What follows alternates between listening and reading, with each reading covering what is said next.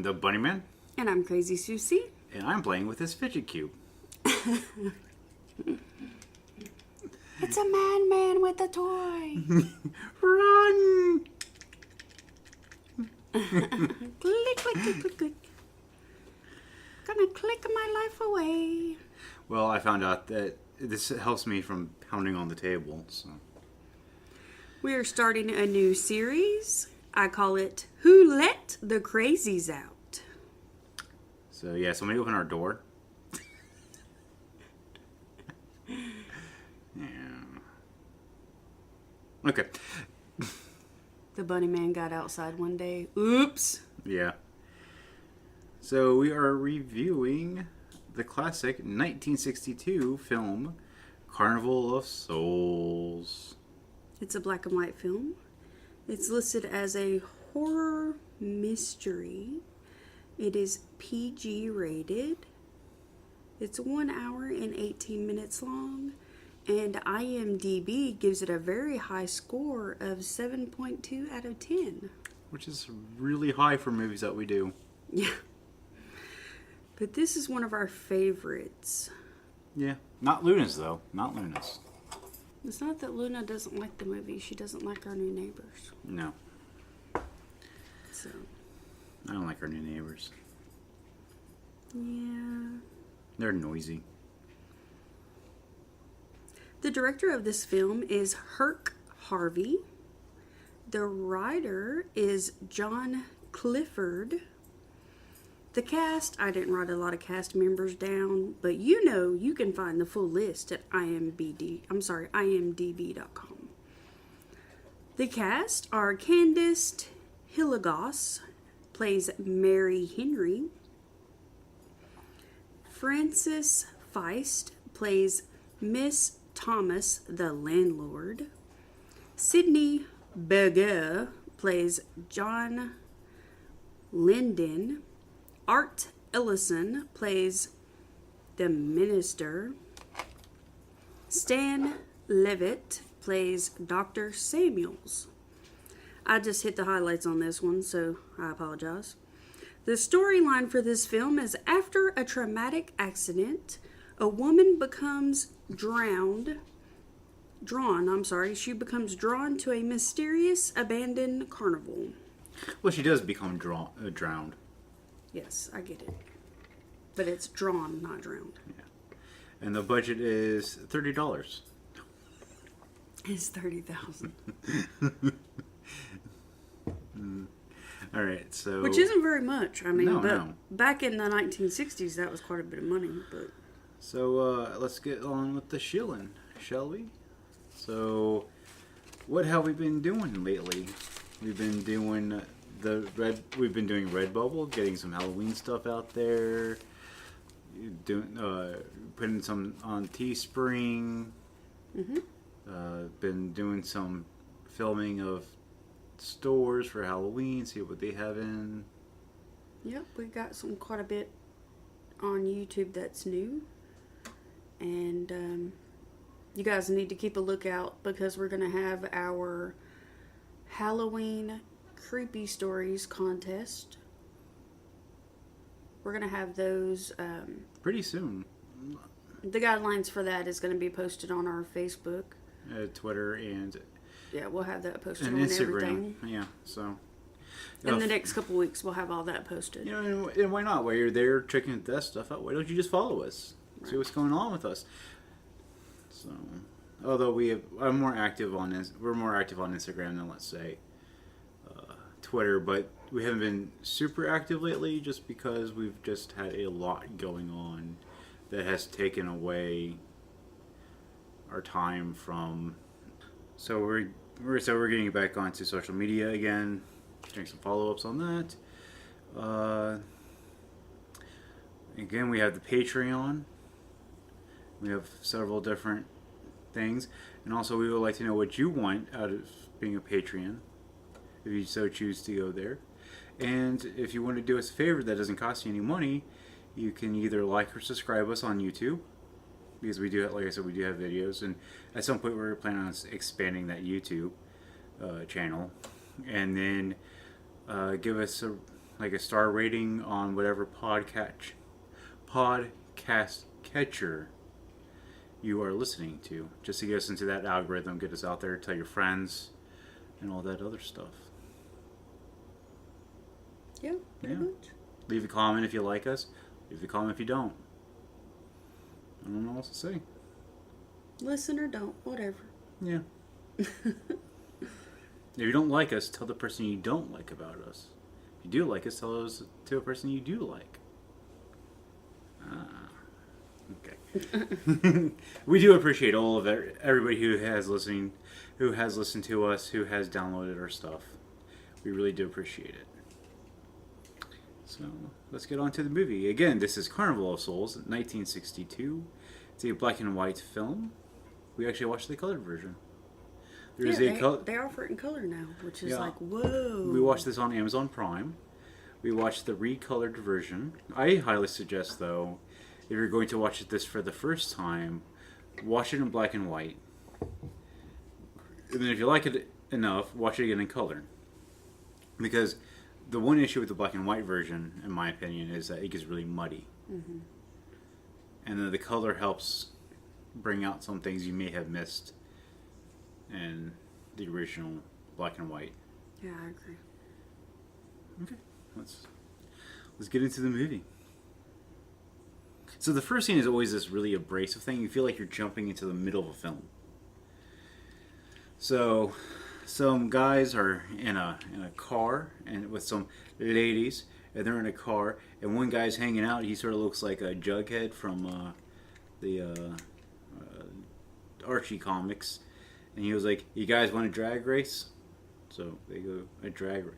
So the girls, which is like 4 girls, and it was like 2 guys, like 4 girls in one car, 2 guys in another. 3 girls. 3? I thought it was 4. I thought it was 4. So either way, they go drag racing, and they decided to go drag racing down a road that is under construction, and there's a bridge that looks sort of shoddy that they're working on, and I think the one guy nudges the car, and the car full of girls goes flying off into the river, and that's the end of the story. They all drown, and no one ever lives happy ever after. That was a good podcast, wasn't it? All right, so there's this whole sort of like long, sort of drawn out scene of people dredging the townsfolk dredging the lake, trying to find the car. The sheriffs, well, it's town people and sheriff, and they're dredging the lake. And after a while, our protagonist, this blonde-headed female, climbs out of the lake onto the beach, basically, and they're all shocked that she survived and asks, did anybody else survive? And of course she has no recollection of what happened, other than, they were drag racing.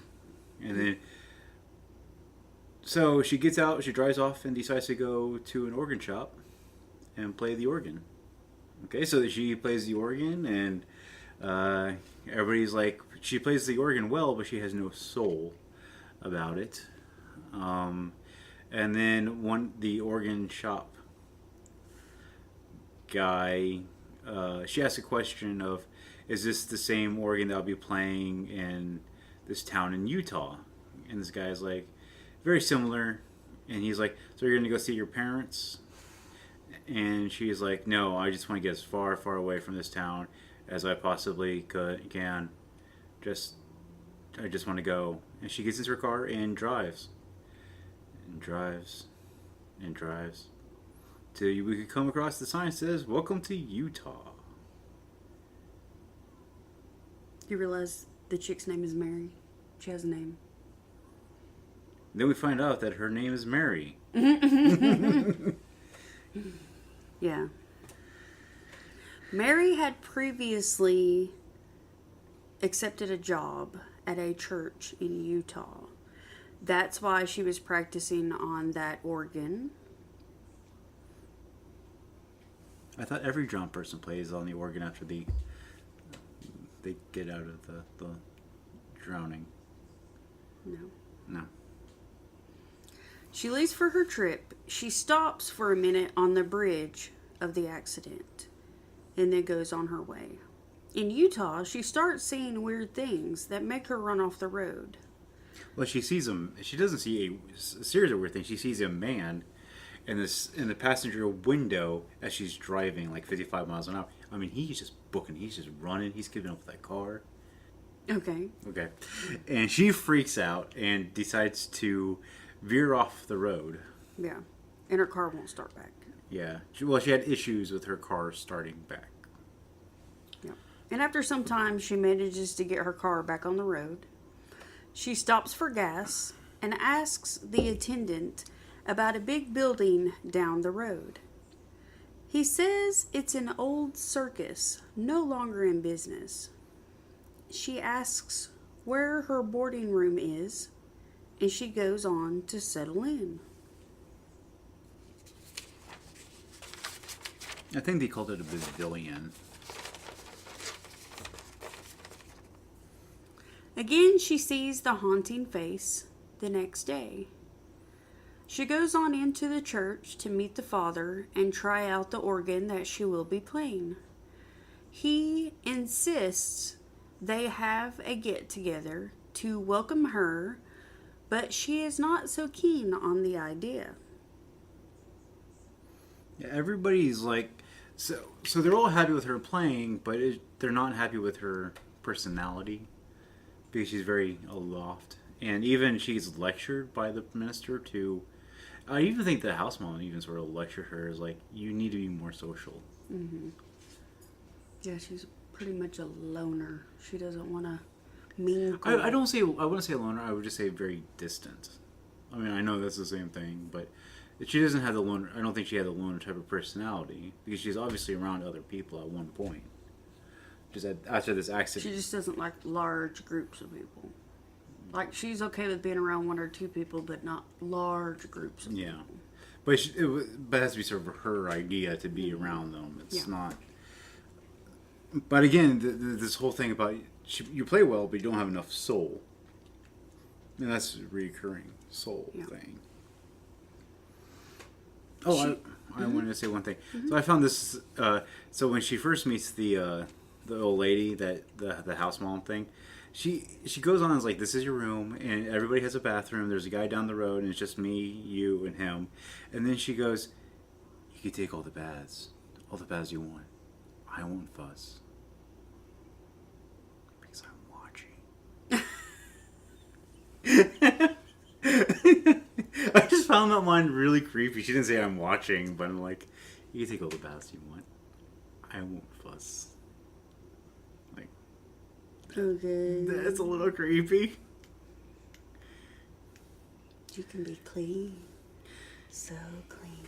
Next, you know, she'll be bathing, and she'll hear a knock, and she'll be like, "What?" And you just hear the old lady, "You missed a spot behind your ears." Thanks. You want me to get it for you? Okay.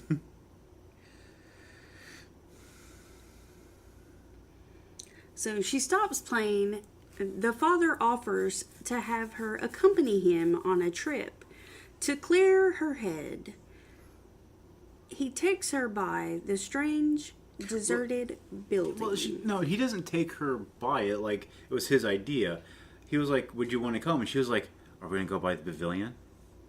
Are we going to go by that weird building? Because I really want to go by that weird building."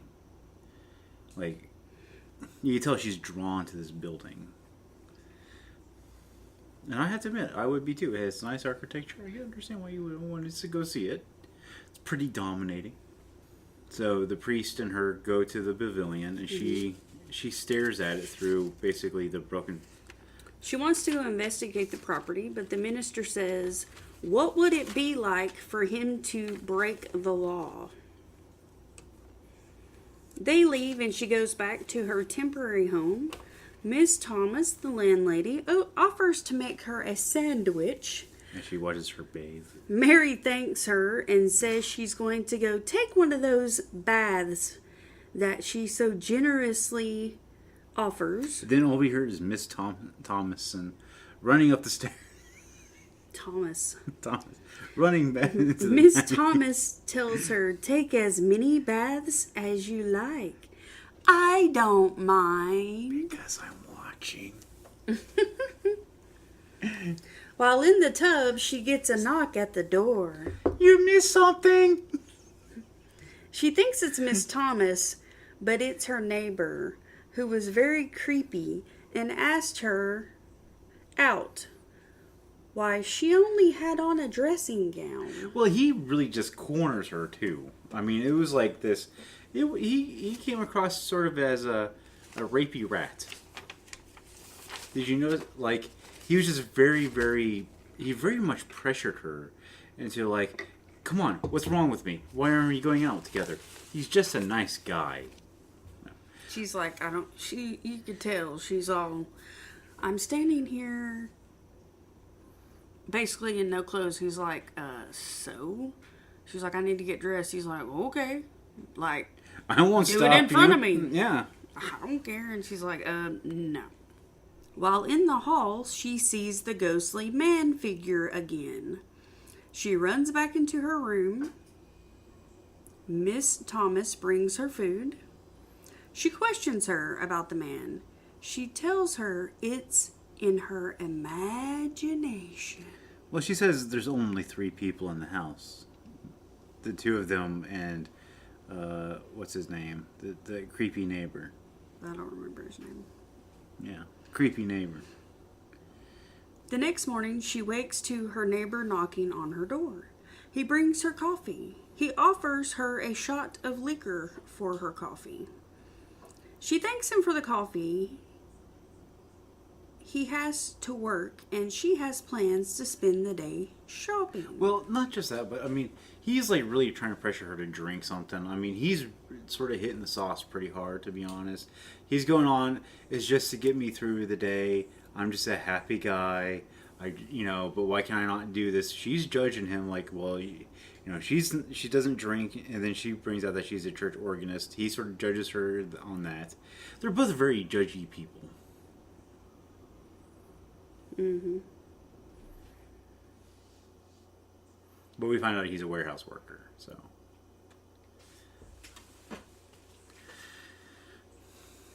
She's in a store trying on dresses. She comes out of the dressing room, and it's as if no one can see her. She walks down the street, stops at a fountain to get a drink.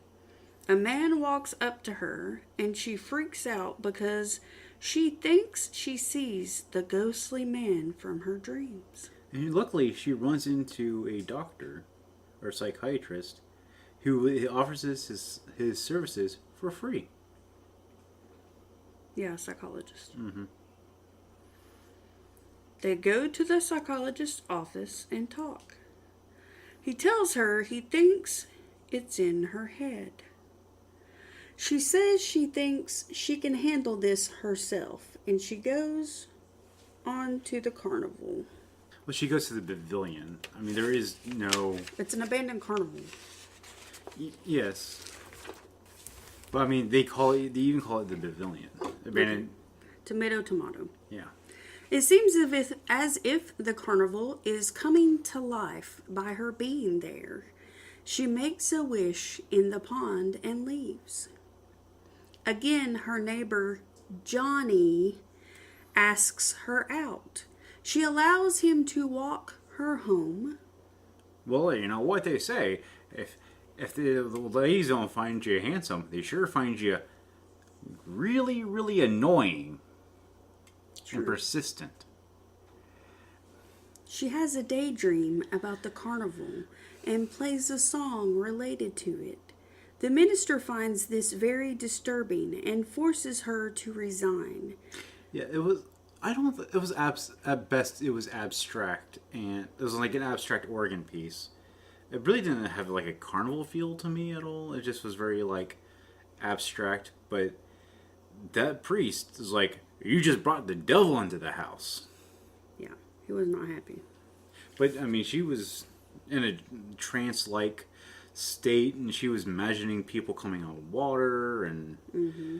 I mean, she was seeing people coming out of water and dancing and having a good old time. But even though he forces her to resign, he urges her to still come to church because there is help for her there. So can you imagine getting fired from the church you were hired to play the organ?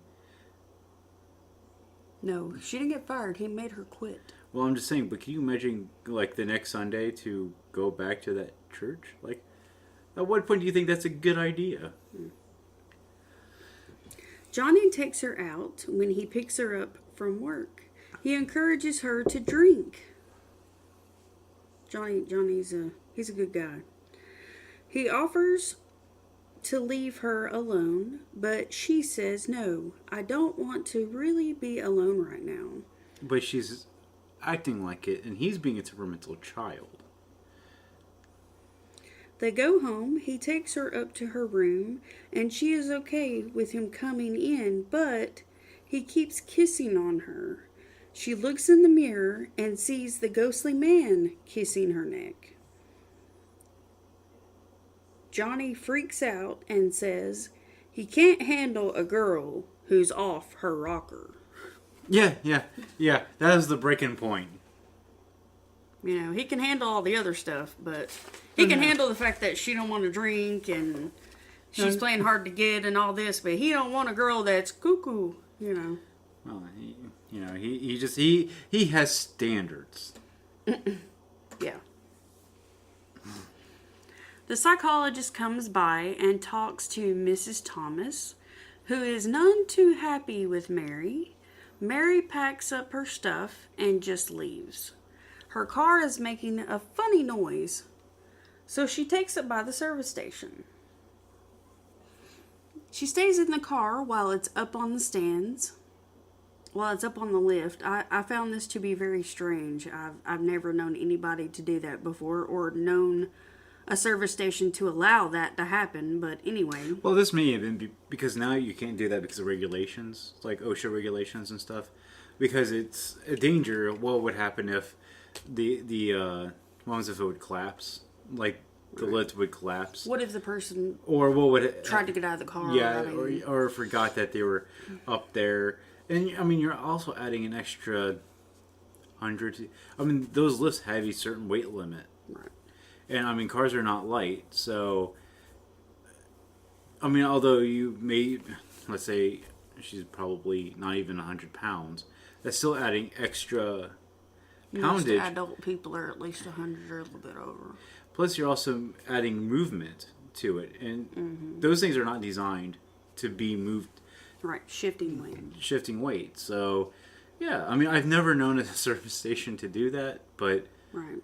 I mean, this was before all that type of stuff, so maybe they allowed it. I don't know. While the serviceman is... Okay. She stays in the car while it's up on the lift. While the serviceman is pumping gas, the serviceman is out front pumping gas. Yeah, okay. he's a gas jockey. And someone else lets her car down. She freaks out and runs.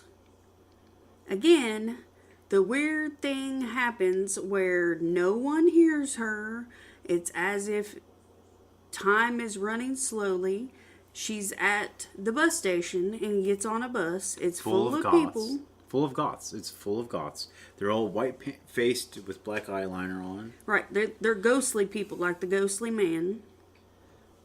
She freaks and runs again, but hits a dead end.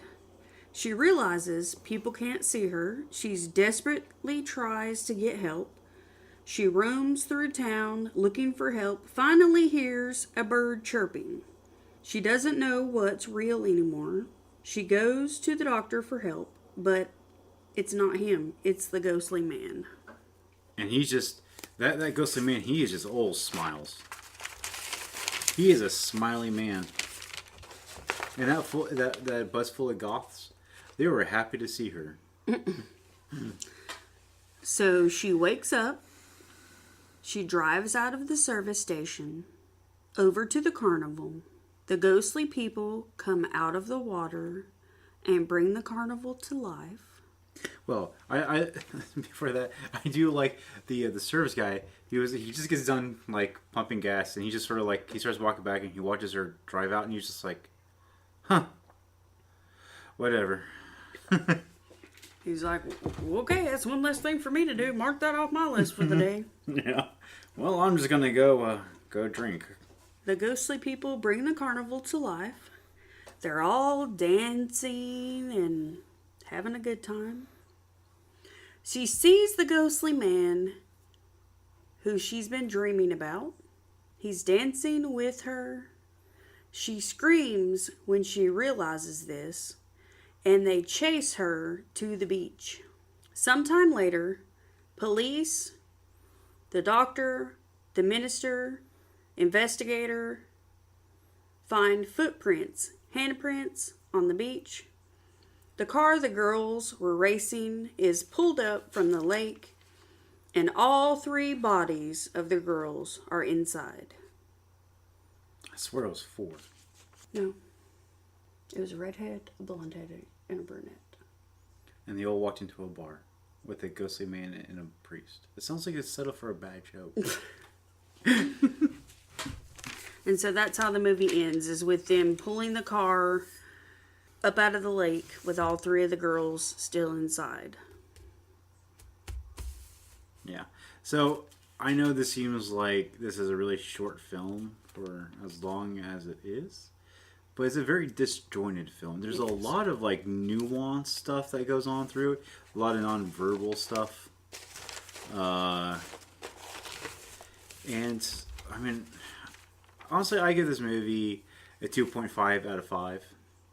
Although I do like it, I can see where people don't. Mm-hmm. And the one thing that sort of, I guess, sort of, a few things that sort of get to me, I just maybe have just noticed it, although I've watched it several times. She has some really weird facial expressions. Like some of the weirdest ones I've ever seen. I don't think we noticed it until we watched it in color. Yeah. When you see it in black and white, you don't really, it's not as prominent. But the recolored, I mean, you even said, and we're not trying to be mean or anything, she's not a pretty lady. I mean, she has a lot of exaggerated features on one face. She has very prominent eyes, a very elongated mouth. I mean, not mouth, but chin and a forehead. I mean, she's just is very thin too. So there's that. And then have you noticed every time that she had like a dream sequence, the noise of her high heels increased like tenfold? It sounded sort of like a horse clopping down the road. I guess I didn't notice it because when I first watched it, I didn't have a sound bar, or when I watched it before, it wasn't like direct noise, like direct sound coming at me. It was always sort of like anticipated. Like the speakers are usually behind TVs. Now we have a sound bar, it's up front. I just really, and over the years, I've become more and more sensitive to noise, so I just sort of found that to be interesting. I do think the colored version is slightly superior to the black and white version, but I suggest watching both. So what was your take on this movie? I enjoyed it. I mean, I think the one thing I enjoyed about it was simply because there's multiple ways to interpret it. Okay, so you wanted to talk about interpretation? I mean, because I sort of wanted it to do that, because the movie is really, it's not that long, it's a lot about interpretation, how you want to deal with that. So, my theory is because I've heard of stories like this happening, that she physically did come back. I mean, people saw her, she did interact with the world around her. So she did come back. but I think she didn't have her soul intact. How did she end up back in the car in the lake? That's what I'm going to get to. So, my theory is that, well, there was a physical form, either as a spirit, but they kept saying, if she doesn't have soul. She doesn't have soul. Now, we don't have any sort of like base reference for that, how she was prior to the car crash. But we could assume that, she grew up with, in a neighborhood not far from where the organ shop's at. Because, she grew up in that neighborhood. Yeah. And she went to Utah for work. And that's when it was like, when that shop owner was like, it's sort of weird that she's sort of not herself. But of course, she just got out of a major car accident, so I think these are just like, whatever. But the whole soul thing just kept, even there and in Utah, just sort of got to me. So every time I think she phased out, she was reconnected with her soul. And so she sort of transcended the world around her. And so it was like, the only people that she could interact with was the other dead that were on their way to the afterlife, or even like the carnival. The carnival could be, the carnival was in an abandoned place, which equals to death. And then, so they're all going to this carnival in an abandoned place, so death on top of death. And that the smiling man was sort of the guide to take her there. So because the only bus that she could get on, like the bus driver didn't know the ticket agent at the bus station didn't interact with her.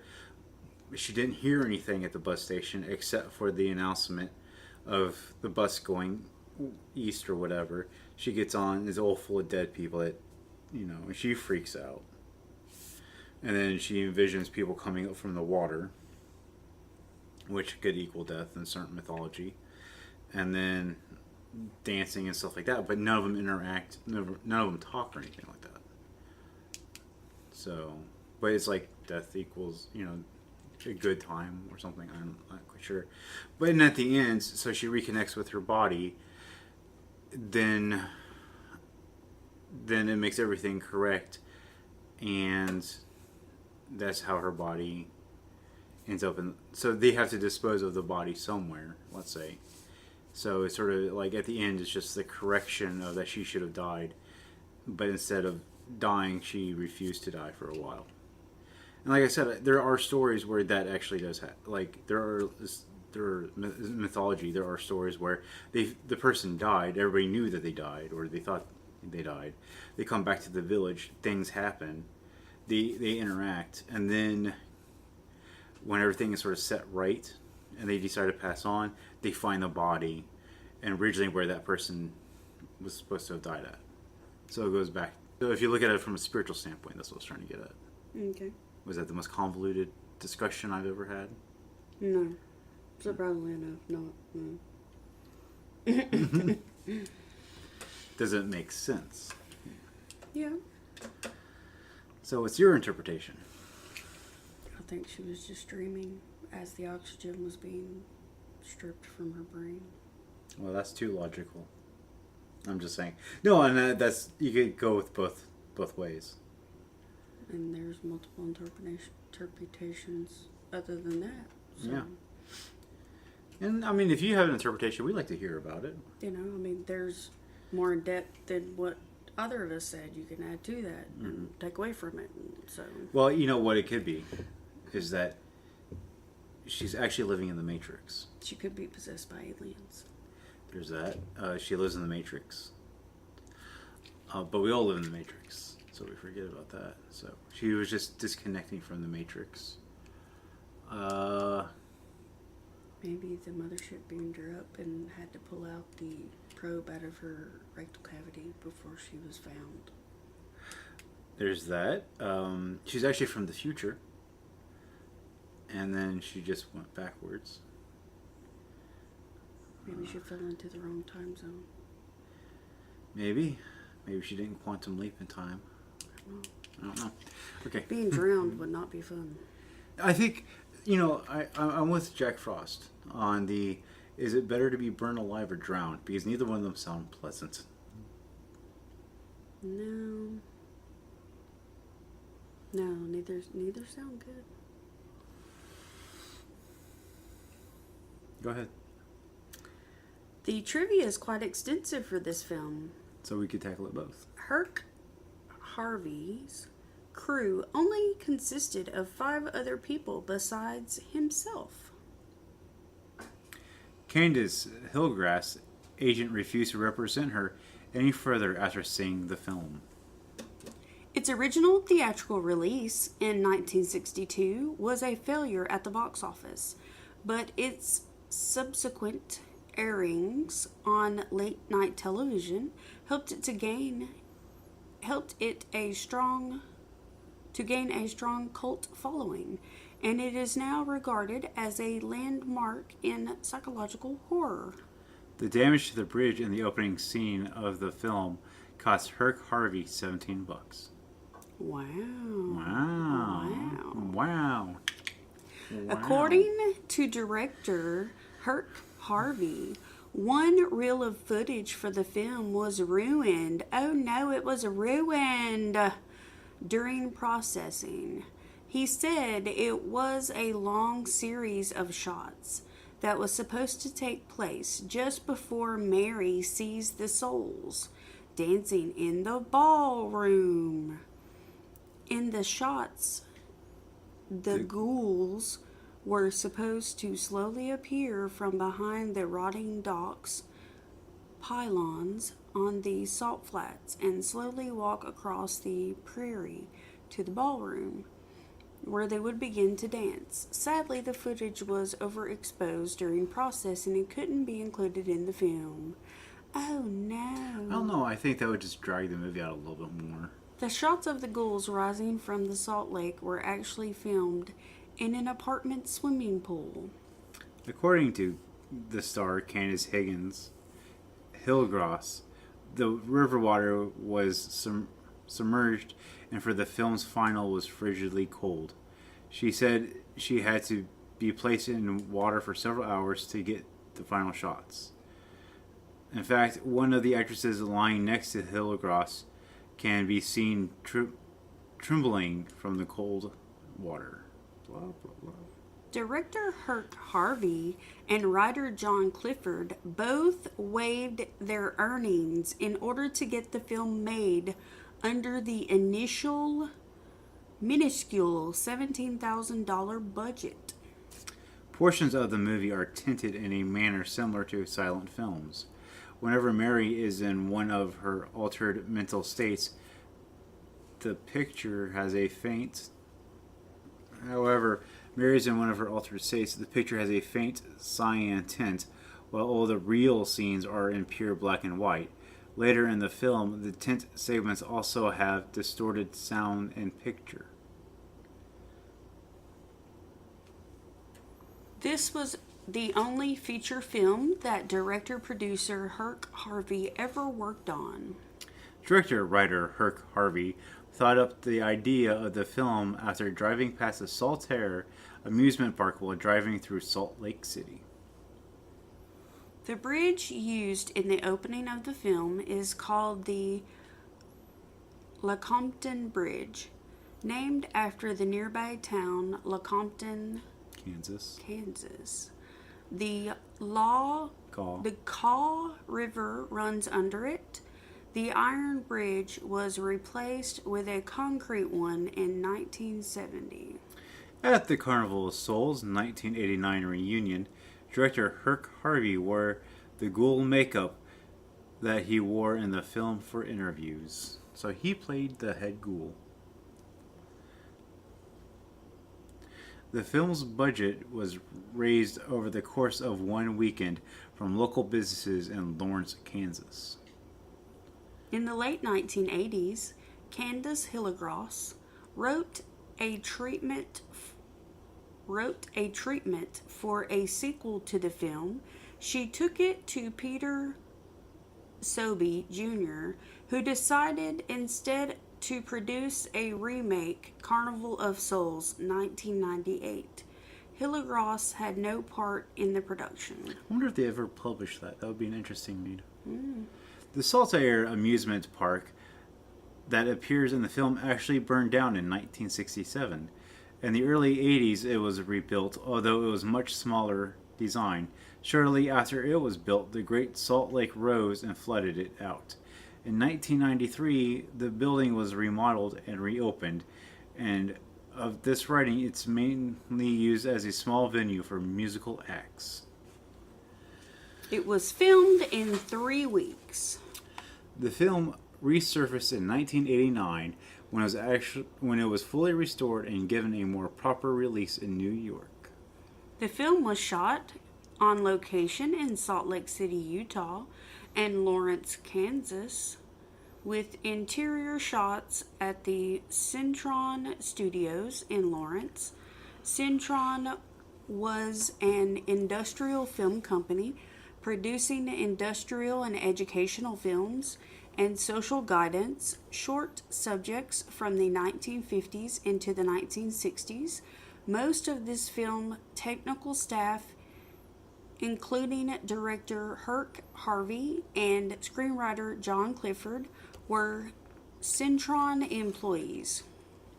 The original cut of the film ran 84 minutes, but was cut down to 75 minutes by drive-in owners in order to accommodate more showings. The Salt Lake City Chamber of Commerce charged Herk Harvey $50 for this 1-week shoot at the ruined Saltair Pavilion. The scenes in the department store were shot after the filmmakers asked the manager if it was okay to shoot there. Though the film was re-released in 1989, the result as the same for the original filmmakers. They got no money for it, and no new film projects resulted from it. The dancers seen at the end were from the University of Utah in Salt Lake City. The film debut of Candace Hilligoss. The supporting cast consisted of local actors from Lawrence, Kansas area, where much of the film was shot. The film was originally released on double bill with The Devil's Messenger, 1961, a TV pilot for a Swedish horror film. The Simpsons, 1989, produced and written by Dana Gould, a longtime horror fan, addressed the film and his love for it in the supplements of the 2016 Crichton Collection DVD release. The car Mary Henry drives from Kansas to Utah is a 1960 Chevrolet Bel Air. The backdrop is the Saltair amusement park outside of Salt Lake City, Utah. The Saltair burned to the ground in 1960, not the 70s. 1967. 67, not the 70s. Okay, so some interesting stuff about the Saltair Pavilion. So I actually have this weird love for abandoned buildings, and the Saltair abandonment was actually sort of interesting. So, as you know, Salt Lake City is predominantly Mormon. And this was one of the very few amusement places that Mormon women could go to. Because by the Mormon Church, it said any Mormon going to such places would equal to basically sin. And so, and that would, like, and this building was known for, you could swim in the lake and stuff like that. And so they actually allowed for the Mormon congregation to go and go there and swim and have a good time and party, because from what I understand, when it originally was done, it was by Mormon standards. Basically what happened, other than it being burnt down through, I think, just improper electrical stuff, and then being rebuilt. People just, I mean, it's like the original building was massive, and it was actually stilted onto the lake, and then throughout the years, it became more and more of a solid state, but people just sort of lost interest in it as an amusement park. It sort of ran its course. So, but I mean, it has a generic Middle Eastern architecture to it, and the name Saltaire, although it sounds like something foreign or Middle Eastern, it's actually just salt air smashed together. Because it's by the ocean. There's salt in the air. Well, no, it's Salt Lake City. Yeah. So it's not. I mean, Utah is nowhere near an ocean; it's landlocked. But it's just Salt Lake. There's a lot of salt deposit within salt in the Salt Lake area in Utah. So that they just named it Salt Air, and then they just smashed it together. Okay.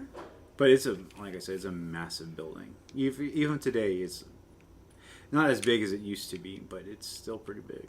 Anything else? I don't think so.